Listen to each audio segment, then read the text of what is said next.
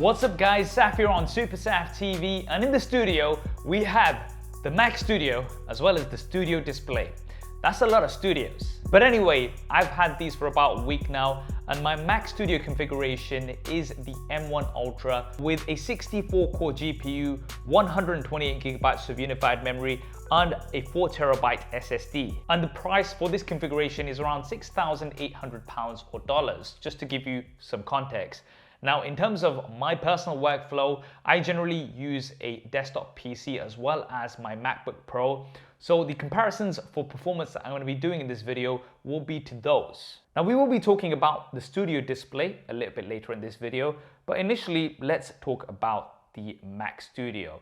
So for the design, it looks very much like a Mac Mini stretched. You could stack, I'd say maybe 2.5, 3 Mac Minis together to get to the size of this. But regardless, it is still really compact. I mean, it fits comfortably underneath the Studio Display. Much smaller compared to pretty much any other desktop PC that's gonna have somewhat similar performance. Now, this does mean that it's not user expandable, but I do like this minimal design. I mean, it only comes in a silver. I would have liked to have had black, of course. And at the bottom, there is the perforated design that pulls in air from the bottom, which goes through a double-sided blower and then exhausts out through the back. Now, one thing to know is that the M1 Max Mac Studio does weigh about 1 kg less than the M1 Ultra. And although the thermal architecture is the same, it's actually the cooling body that is different. Now, I'm not somebody who's gonna open this up to kind of see exactly what's different, but yes, the M1 Ultra Mac Studio does weigh a bit more. I'm not sure that's really gonna matter because it's gonna be sitting on your desk anyway. Now let's talk about the ports, because I'm really happy with the port selection that we have here on the Mac Studio. So we've got 4 Thunderbolt 4 ports,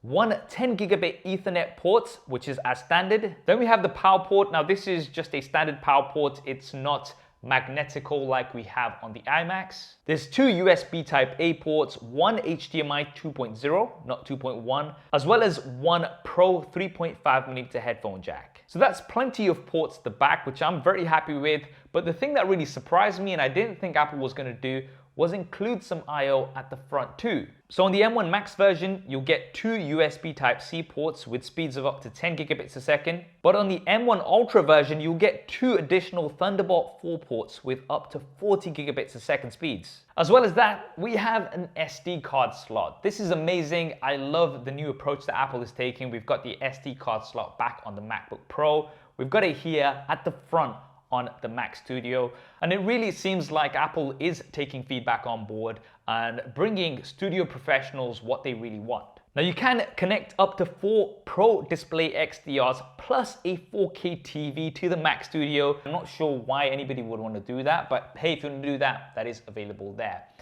Now let's talk about performance. So I've been using the M1 Max chip on my MacBook Pro for the past few months, and it's been absolutely awesome.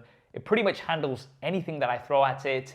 The M1 Ultra is pretty much 2 M1 Maxes fused together. So Apple uses die-to-die interconnect technology, which they call Ultra Fusion. And as far as software is concerned, the M1 Ultra will still appear as a single SoC, so it's going to be able to take full advantage of it. Time for some benchmarks. Now, I've mostly compared this to my M1 Max powered MacBook Pro to really give us an idea of the differences between the M1 Max and the M1 Ultra. And on Geekbench 5, as expected, the single core score is roughly about the same.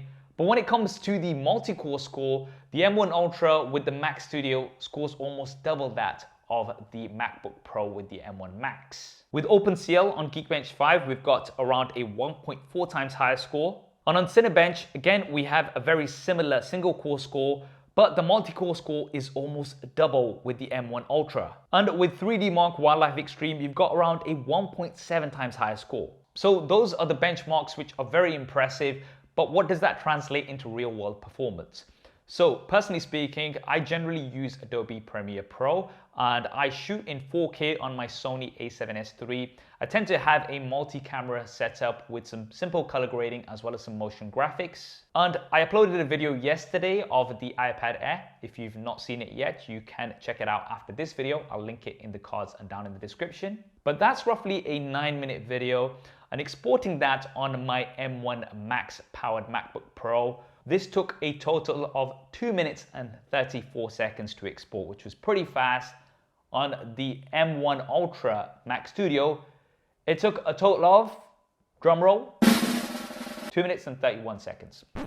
Okay, so it shaved off 3 seconds, which is more of a testament to how good the M1 Max is really, because if we do compare this to my desktop PC, which has the AMD Ryzen 9 3950X as well as the GeForce RTX 3070, that actually took 5 minutes and 33 seconds, more than double the time. But then I did try to do some further tests, and I tried to export 500 raw 24 megapixel images with some edits in Lightroom. And on my MacBook Pro, this took just under 6 minutes, whereas on the Mac Studio, it took just over 3 minutes, so almost half the time. That is very impressive. Now, clearly, it seems that for my workflow, the M1 Max is more than enough, and I think that's gonna be the case for most people. However, if you are somebody who's doing lots of 3D animation, tasks that require machine learning, then I really do think you'll appreciate the M1 Ultra.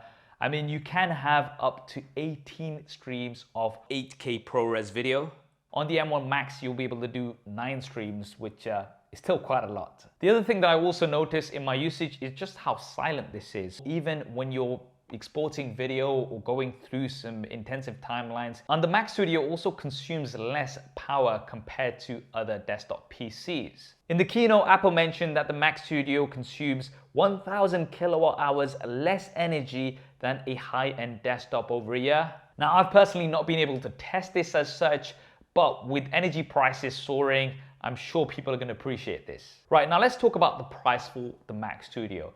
So the M1 Max starts at around £2,000.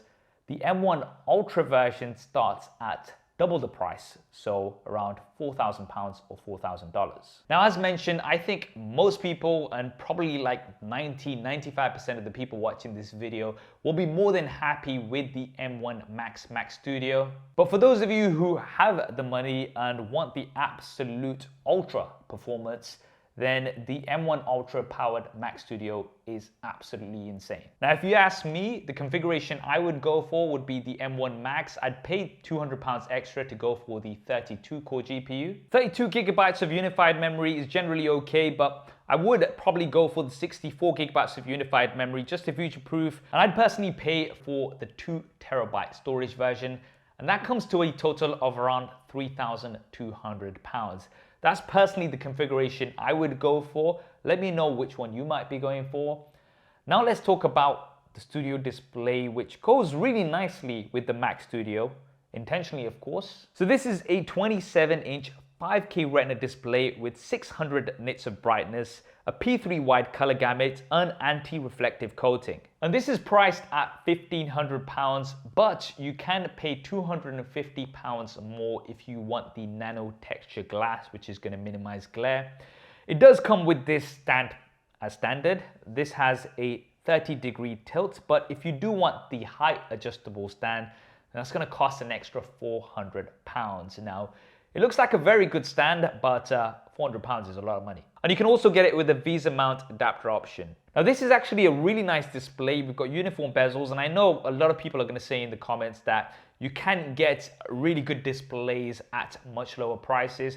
Personally speaking, on my day-to-day, I use my 38-inch LG ultra-wide. I prefer the ultra-wide format, especially for my workflow. But here's the thing, the Studio Display fits in really well with the Apple family. It's got the perforated design, and we've got an aluminium build, which makes this quite premium. Most monitors that I've tested do generally have a plastic build. But what really makes this unique is that it has the A13 Bionic chip built in. The A13 Bionic chip is what we had on the iPhone 11, and this enables it to have a 12 megapixel ultra-wide camera with center stage. So center stage is something that we have across the iPad line, and it's great for video calls, and it's going to track you when you move from side to side, so you don't necessarily have to stay static. Now, again, there's lots of webcam options available that you can buy in addition with your monitor, but this integrated package is really what I think will make the Studio Display a compelling option for many.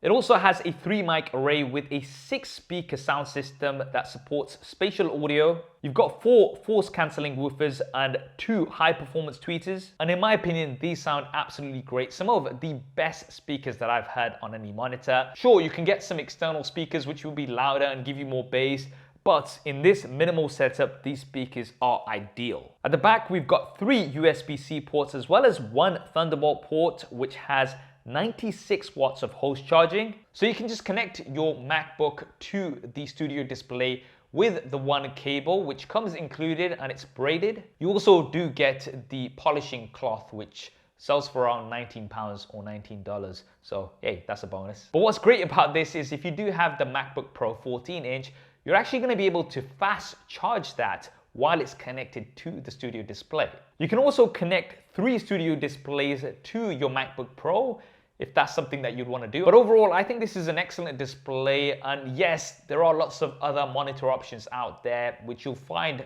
for a lot less as well.